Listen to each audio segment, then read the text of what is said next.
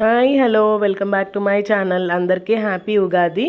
ఇది ఉగాది రోజు morning vlog అనమాట. ఉగాది రోజు నేను ఏం చేశాను, పూజ ఎలా జరిగింది అనేది ఈ పూర్తి వీడియోలో నేను చూపిస్తాను.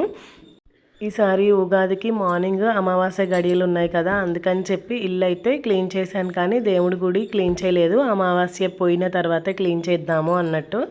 అందుకని మార్నింగే స్నానం చేసేసి ఫస్ట్ పూజ గది దగ్గరికి అయితే వచ్చేసి మొత్తము పటాలు తుడిచేసుకొని దేవుడి రూమ్ అంతా తుడిచేసుకొని బొట్లు అయితే పెట్టేసుకున్నాను అనమాట. అన్ని పటాలకి నీట్గా పెట్టేసుకున్నాను. దేవుడి పటాలు క్లీన్ చేసుకునేటప్పుడు వెట్ టిష్యూస్ యూస్ చేస్తే మంచిగా క్లీన్ అయిపోతాయి అన్నమాట. క్లాత్లు అవన్నీ ఏం పెట్టక్కర్లేదు. ఇంకా బయటికి వచ్చేసి నేను ముగ్గు అయితే వేసేసుకున్నాను. గుమ్మం ముందల ముగ్గేసుకొని గడపకి పసుపు కుంకుమ బొట్లు అదంతా పెట్టేసుకొని ఇంకా పూజ రూమ్లోకి మళ్ళీ వచ్చి అవి వెండి సామాను, నేను రోజు వాడే ఇత్తడి సామాను, రాగి సామాను, అట్లా దేవుడి చిన్న విగ్రహాలు ఉన్నాయి అన్నమాట. సిల్వర్ ఐడిల్స్ ఉన్నాయి. అవి మొత్తం నీట్గా క్లీన్ చేసేసుకున్నాను. ఈ క్లీనింగ్ టిప్స్ ఎలా క్లీన్ చేస్తే మంచిగా వస్తాయి అనే వీడియో కూడా నా ఛానల్లో ఉందన్నమాట. ఎవరైనా చూడకపోతే చూడండి.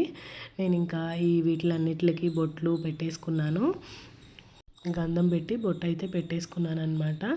ఇంకా ఇక్కడితో మెయిన్ టాస్క్ అయితే కంప్లీట్ అయిపోయింది. ఇదిగోని చక్కగా అన్నిటికీ బొట్లు అయితే పెట్టేసుకున్నాను నీట్గా. ఇంకా ఇవి పూజ రూమ్లోకి సదిరేసుకొని ప్రసాదాల్లోకి వెళ్ళిపోదాము అని చెప్పి అనుకున్నాను. ఇంకా నిన్న ఈవినింగే తెచ్చుకున్నాను మామిడి తోరణాల కోసం. మా ఫ్రెండ్ వాళ్ళ ఇంట్లో అయితే చెట్టు ఉంది.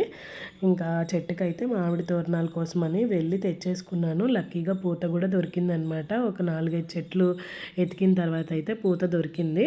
ఇంకా మామిడి తోరణాలు, మామిడికాయ, పూత అన్నీ ఈవినింగే అయితే రెడీ చేసుకున్నాను.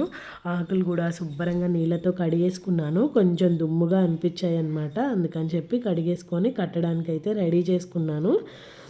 ఇంకా ప్రసాదానికి కూడా మార్నింగ్ ఇవన్నీ కట్టేసిన తర్వాత తోరణాలు అవి కిచెన్ రూమ్లోకి వచ్చి ఈరోజు అయితే ఫస్ట్ టైం నేను చక్కెర పొంగల్ అయితే చేయబోతున్నాను. ఎప్పుడు పాల పొంగలే చేసుకుంటాం అనమాట. లాస్ట్ టైం ఒకళ్ళ ఇంటికి వెళ్ళినప్పుడు చక్కెర పొంగల్ పెడితే మా ఆయన కొంచెం ఇష్టంగా తినడం అబ్జర్వ్ చేశాను. సో అందుకని చెప్పి నేను ట్రై చేద్దాము అని చెప్పి చేశాను. ఎలా కుదిరిందో చివరి వరకు ఈ వీడియో చూడండి, మీకే తెలుస్తుంది. అన్నం 2 కప్పులు తీసుకున్నాను. 1 కప్ ఏమో పెసరపప్పు తీసుకున్నాను అనమాట. కొంచెం వేయించుకొని 2 కలిపి కడిగేసుకొని విజిల్స్ అయితే తెప్పించుకున్నాను. కొంచెం పలుగ్గానే వండుకోవాలి. ఇక్కడే మిస్టేక్ చేశాను. కొంచెం మెత్తగా అయితే ఉడికిపోయిందనమాట నా అన్నము. కొంచెం పలుగ్గా ఉంటే టేస్ట్ ఇంకా బాగుండేది అనిపించింది. కొబ్బరి ముక్కలు, జీడిపప్పులు అన్నీ వేపేసుకున్నాను. నేతిలో వేసేసుకొని అవి పక్కన పెట్టేశాను. ఈలోపు అయితే అన్నము పప్పు కలిపి పెట్టాను కదా, అవైతే విజిల్ అయితే వచ్చిందనమాట.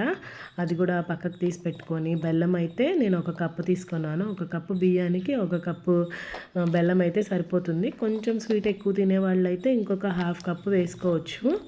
ఇంకా కొంచెం పొయ్యి మీద పెట్టేసేసి నీళ్ళు పోసి అవి ఎక్కువ పాకమేం రాక్కర్లేదు, లైట్గా బాగా కరిగిపోతే బెల్లం సరిపోతుందనమాట. ఈ ఉడికిపోయిన అన్నంలోకి ఈ స్ట్రెయిన్ చేసుకొని బెల్లం వాటర్ అయితే కలిపేసి మంచిగా ఒక 10 నిమిషాలు ఉడికిన తర్వాత ఈ జీడిపప్పులు, కొబ్బరి ఏదైతే వేపుకున్నాం కదా అది కూడా వేసేసి కొంచెం నెయ్యి కూడా వేసేసి కలిపేసుకున్నాను అనమాట.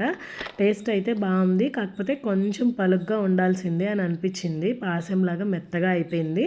ఇంకా పూజకి రెడీ చేసుకోవాలని చింతపండు నానేసి ఈ 6 రుచులు కలిపి మనము ఉగాది పచ్చడి అయితే చేయాలి కదా. ఉగాది రోజు ఇదైతే మెయిన్ ప్రసాదంగా అయితే పెట్టాలి కదా. అందుకని చెప్పేసి ఇవైతే చేసేసాను. ఈ ఉగాది పచ్చడి అయితే టేస్టీగా ఉందన్నమాట. ఈ ఇయర్ మా లైఫ్లో కూడా అన్నీ ఇట్లాగే ఉండాలి అని చెప్పి అనుకుంటున్నాను అనమాట.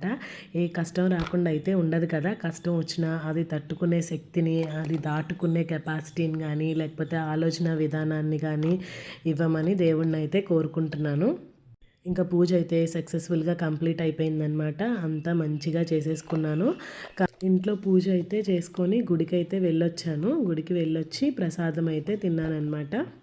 అందరికీ మరోసారి ఉగాది శుభాకాంక్షలు. ఈ వ్లాగ్ ఎలా అనిపించిందో చెప్పండి. Thank you for watching.